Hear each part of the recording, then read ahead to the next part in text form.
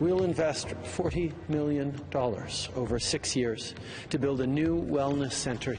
Tonight, the Prime Minister announces wellness help for the James Smith Cree Nation. I've fallen down, I've made mistakes. However, mistakes have been my teachers, and I have learned from those mistakes.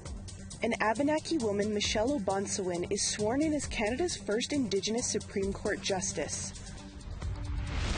Cocaine. Cocaine and its metabolic byproduct was found in every single sample. Testing the waters, the surprising results of a study by a First Nation in British Columbia.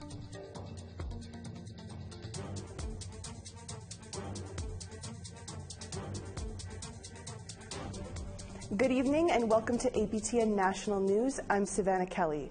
The Prime Minister and Minister of Indigenous Services were on the James Smith Cree Nation in central Saskatchewan today. It's been almost 3 months since the mass stabbings that saw 10 people in the community and 1 more in the nearby town of Weldon. The Prime Minister made an announcement about how his government plans to put better mental health supports in place for those impacted by the tragic attacks. All members of our communities should have access to the type of support they need. Today, we're taking action to improve access to care for the people of James Smith Cree Nation.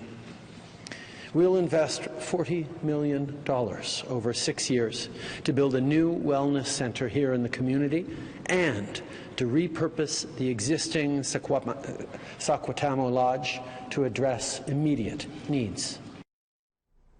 The Supreme Court of Canada officially welcomed Michelle Obonsawin today. She's a member of the Abenaki community of Odanak, and she becomes the first Indigenous person to sit on Canada's highest bench.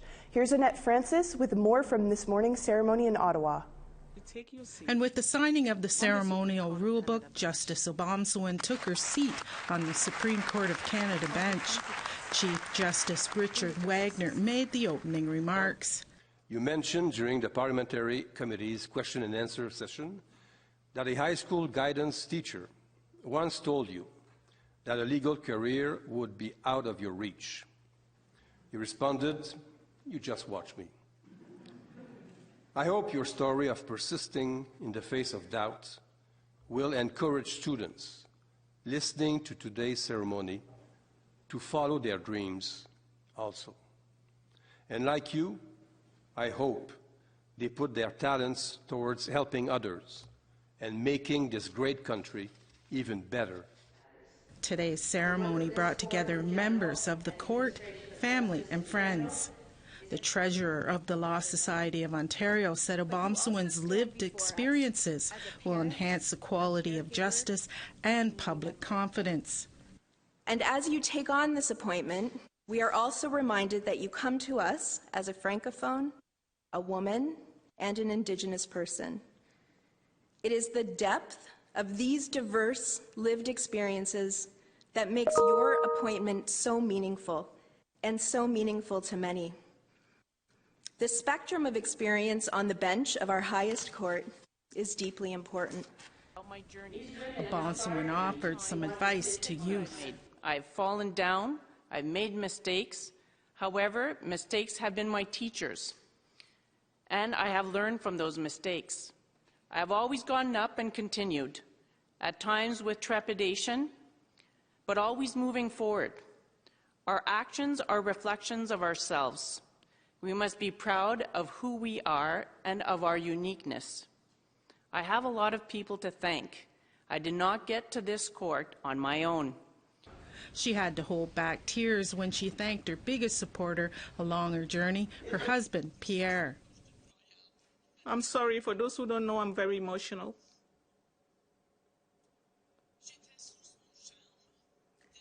I was charmed by him from the very first moments. He's always been my biggest fan and my strongest force. Annette Francis, APTN National News, Ottawa. A Mi'kmaq family whose loved one died unexpectedly while in care is looking towards the courts in search of accountability. The family of Bridget Annie Denny has hired a lawyer to help.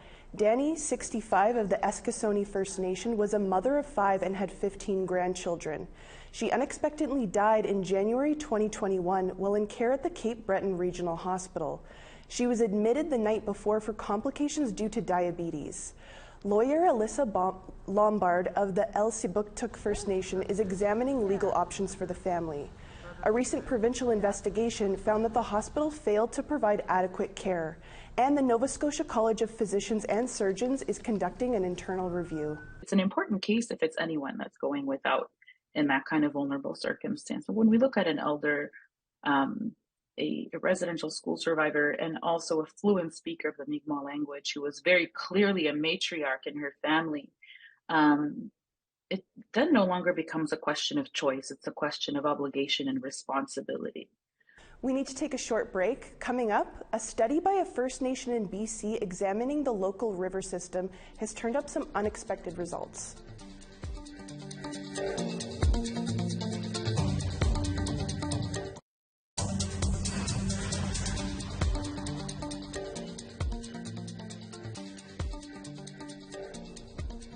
It was 1 year ago that BC saw the worst flooding ever as numerous atmospheric rivers pounded the south coast with torrential rain.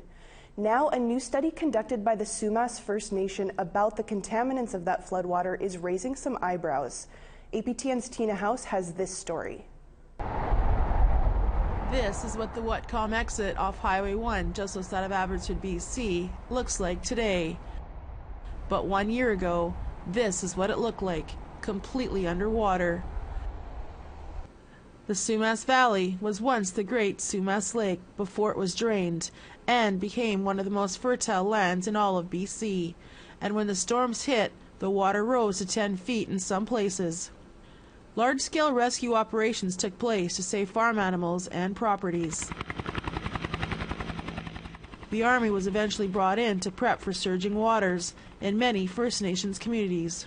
Our backyards were flooded and we didn't have hardly any support. Like, it was very scary and hard and stressful. This new report, commissioned by the Sumas First Nation, called A Lake Reemerges, Analysis of Contaminants in the Sumas Lake Region, revealed some very surprising results of what was in those waters. Guess what pharmaceutical and personal care product was found in every single sample we looked at? Cocaine. Cocaine and its metabolic byproduct was found in every single sample. Low concentrations, but found everywhere. Does raise another question about our activities in and around fish habitat. We looked at over 135 different pharmaceuticals, and we found veterinary drugs, we found antibiotics, we found painkillers, we found diabetes and asthma medication. We found an awful lot of things that, from an idealist perspective, should not be in fish habitat. For Chief Dalton Silver of the Sumas First Nation, the results were shocking. In a short period of time, we've seen what our people can call destruction of the homelands, and it's something that needs to change. And I think the report given today is evidence that we do need to change how we do things. Charlene Ned lives here on the Sumas First Nation. She is also quite taken aback that cocaine was found in the samples. I didn't know it could get in the water, and how does it get in the water? And it's through the wastes, our waste, all the waste that goes in the water. Does it make you concerned to consume the fish that are going to be running through these waters again next season? Yes. And although the floodwaters have now dissipated, what exactly is the lasting effects of those contaminants? All of these surface waters, if they don't drain into the Fraser, are percolating into the groundwater. The groundwater in the Fraser Valley is a source of drinking water for the city of Abbotsford in part, and many other communities. There are chemicals that we detected at low concentrations right now, but we detected them nonetheless in groundwater, which means these surface waters that are contaminated are getting into our drinking water supply. Tina House, APTN National News, Abbotsford. A newly revamped sawmill co-owned by a Cree First Nation in Quebec is aiming to be a cut above the rest. Located near Waswanipi, about 700 kilometers north of Montreal, it will create jobs and its lumber will be used to address the housing shortage in the Cree Nation. But as Tom Fenario reports, not everyone loves the idea of increasing forestry in the area. Iuiski, that's what the Cree in Quebec call their ancestral territory. It translates as the people's land. And for as long as the Cree can remember, the land has provided for them. So I declare this bill revamped. Thank you. Today is a big day for Paul Gull. As the chairman of the board, he's inaugurating the Cree Lumber Sawmill. Located near the Cree First Nation of Waswanipi, the mill was originally opened in 1997, but has laid dormant for 10 years. Now, thanks to a $20 million facelift, it's ready to reopen. So that our people can work just like everybody else, and we will have an economic base that meets the needs of our people and meets the needs of our housing. The mill is a collaboration with the Cree-owned Mistuk Corporation and another local non-Indigenous company, Chantier Chibougamau. The money comes from various provincial and federal funding bodies as well as the Cree Nation government. I think it showcases to the world on an international level the success you can have when working in collaboration with First Nations. The Cree Nation intends to use the sawmill's lumber to address the lack of housing in the 9 Cree communities of Iuiski. It's estimated that over 5,000 new family homes will need to be built in the next 15 years to address the shortage. The sawmill will create 30 full-time jobs and will provide time off to workers during the goose and moose hunting seasons. But opponents of the project say there isn't much moose to hunt anymore, and forestry isn't helping. I haven't been killing a moose since about 6 or 7 years, and I usually used to get one every year, so I don't bother go looking for the moose. Paul Dixon is the former director of the Waswanipi Cree Trappers Association. He says that decades ago his family could hunt 5 to 6 moose in a season. I think in the past 3 years I only saw one moose, and that was like I was telling you about 4 months ago on a highway.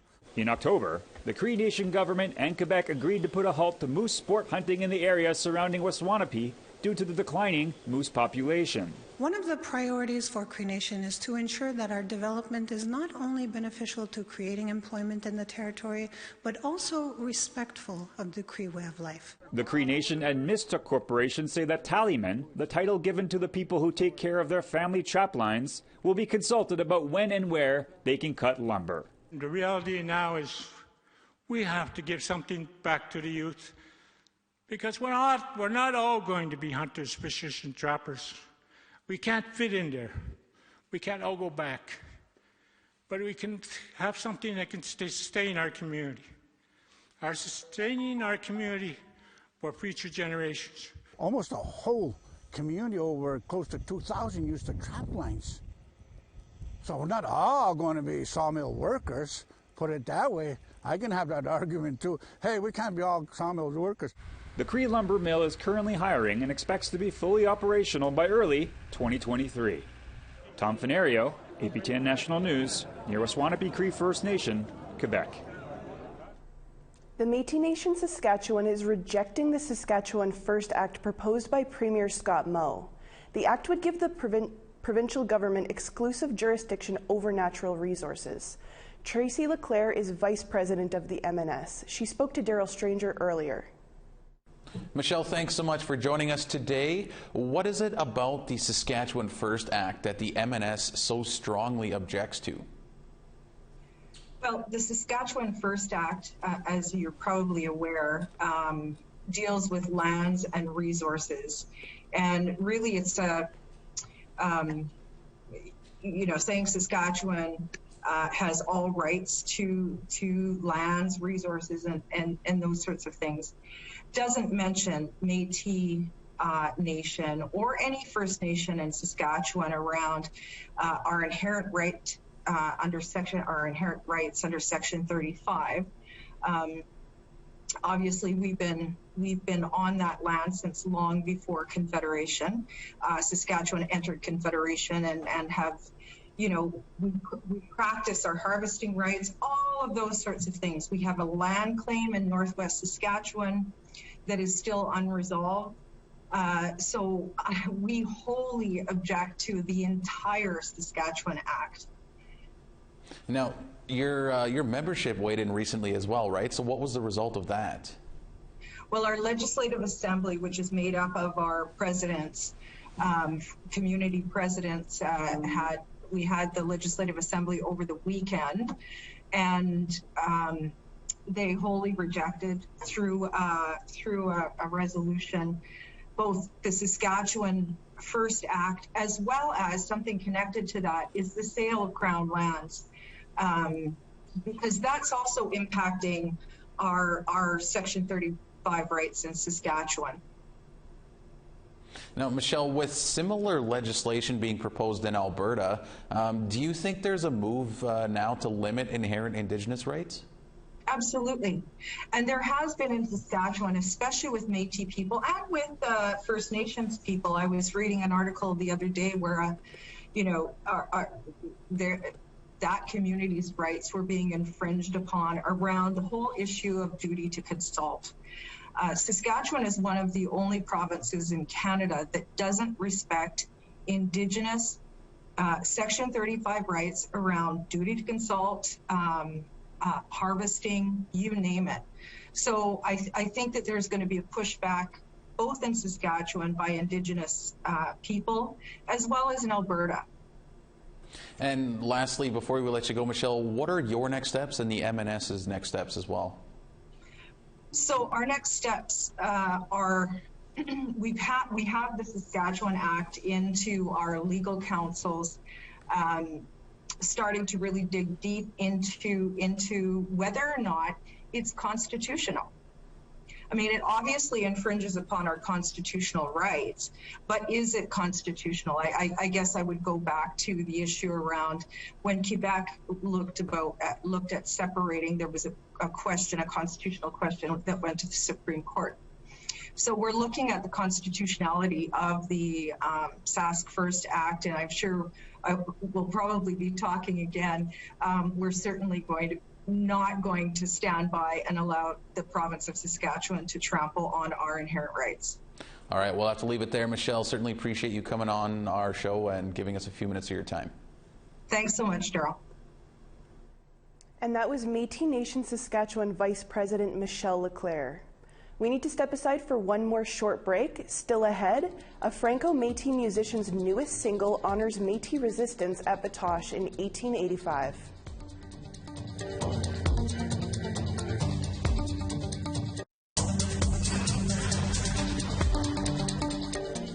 Welcome back. Time now for our photo of the day.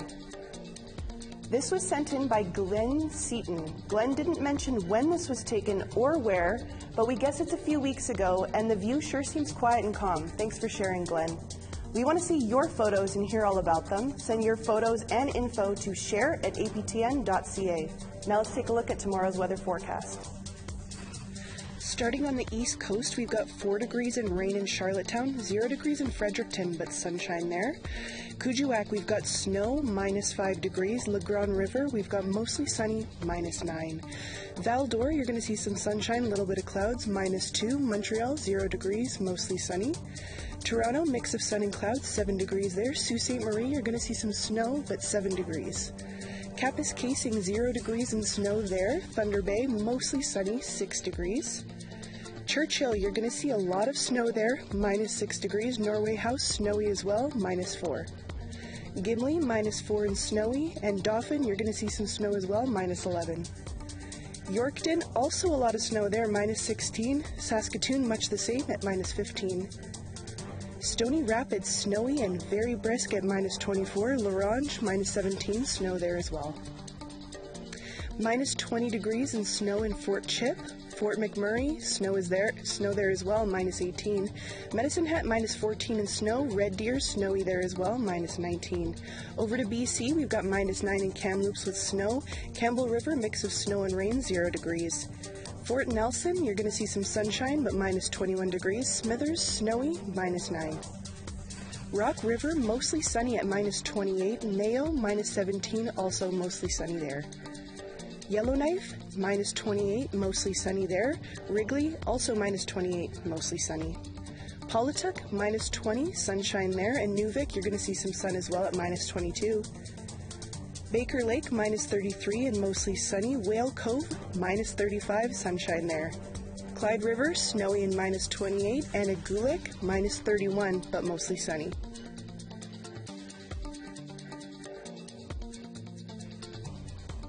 She's been a staple of Winnipeg's music scene for decades, in both French and English.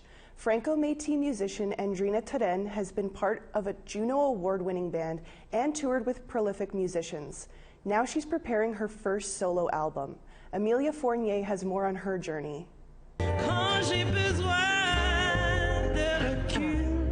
That's Andrina Turen playing at Indigenous Day Live in 2019. She has also played across Canada as part of Shit Gamin and toured with Thompson Highway. But for the past 6 years, she's been paving her way as a solo artist. Turen says her identity has helped shape her into the musician she is today. I think that music has long been a part of, Métis gatherings and Métis culture, and I feel like there's such a joie de vivre in getting together and in celebrating, and music is just such a wonderful way to do that. It's such a wonderful way to express joy and sorrow and collectively share those emotions together. She composes and records in her basement studio in Winnipeg's North End. Bienvenue, c'est Studio Beaver Hut ici. C'est le Beaver Hut, c'est où je crée. Il est temps de tourner la page. It's a very precious guitar to me. My friends crowdfunded this for my 40th birthday, and I had no idea, and I was just blown away. I had wanted a Strat for a long time. Her latest single, En plein cœur mai, honors Métis resistance at Batoche in 1885. It was released on the anniversary of Louis Riel's execution.